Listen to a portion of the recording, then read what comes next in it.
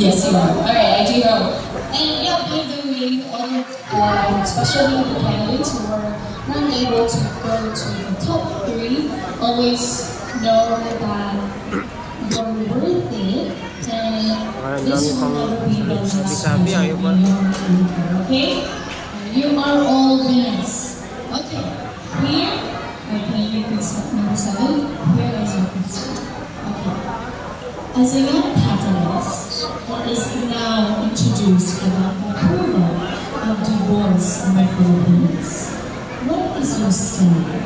Expound your point. Again, as a young catalyst that is now introduced about the approval of divorce in the Philippines, what is your stand? And can you explain your point? Thank you.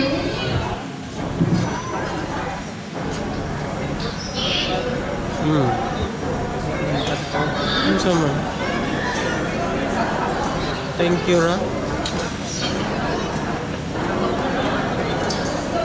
As a young catalyst and exposed about divorce, I basically agree. I basically disagree about divorce because Bisaya, pwede mo Bisaya? Right now in today's world are struggling Bisaya na makataw. because their parents are separating because of that divorce. Wala. And I believe that Nagkwento ra? every couple that Ibalik-balik ra. is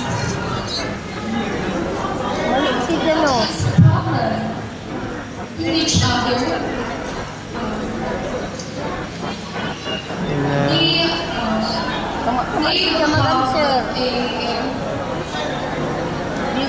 courage and inspiration to fix things for their children. So, yes, I disagree about Award na to. Hindi po na-cancer ng uban. Ano silang tulog? Sa award naman sila nakuha. Thank you very much again, number 7. Hello, candidate number 8. Hi. Are you nervous?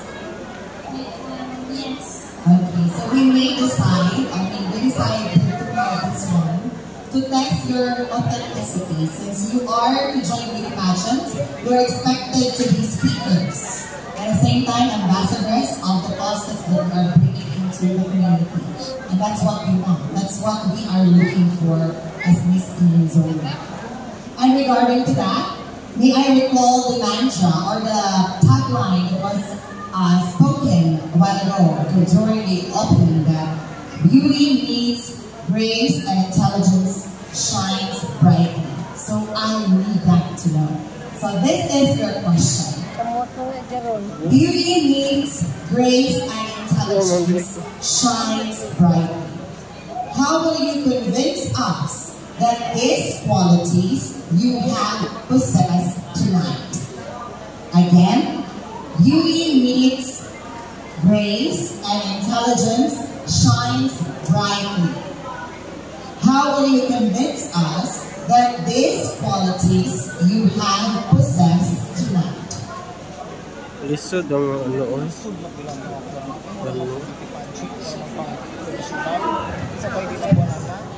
Again, the tagline says, beauty meets grace and intelligence shines brightly.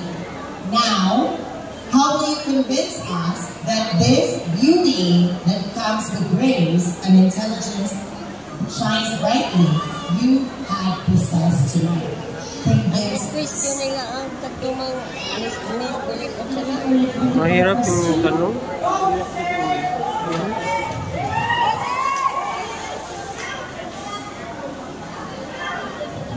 Murag di maintindihan kang tanong. Maintindihan ng mga kuwan, hagaw My na. beauty, grace, and intelligence. Ang haba-haba sinasabi. Being Copyright na lang, possibility, writing.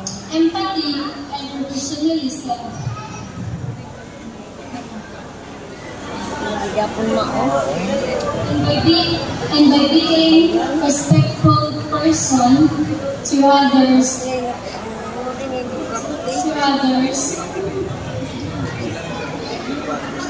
Na, top 3 nga na mga top 3. that's all. Thank you. Are you feeling nervous? Chill ka lang ba? Sa'yo na akong question. Okay. Her question goes like this. Do you believe Kana, that it is more diretso ang important tanong. to ask a Magulo yung ang daming child sabi-sabi. who do they want when they grow up? Or what problems do they want to solve? Again, do you believe that it is more Makadaog pa important na. to ask a child if who do they want Kay klaro when ang they tanong. grow up? Or what problem do they want to solve?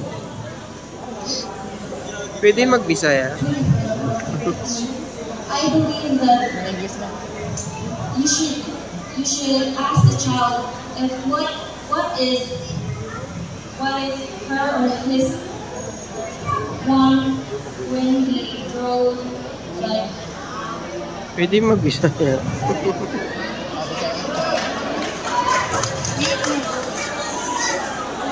To know what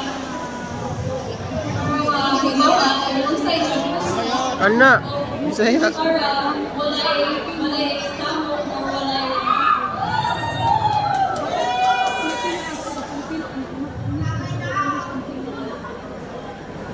Mga top 3. Hindi pa yung kuwan na lang ako. Ay, Diyos ko dahil. And repeat the question once more. Do you believe that it is more important to ask a child who do they want when they grow up? Di ko Or na what problems do they want to solve? i-practice mo. Yes, kailangan ng mga bata kay magtanong. Na magtanong. English kayo. Unay, makuha una na sila mga contest. Sanay na sila. Tao na lang na. Oo, dapat tinatanong yung mga bata, mga child ba? Bisaya ko sila. Para may ba, may problema, ingan na. Kaya, hindi na ko na to upload.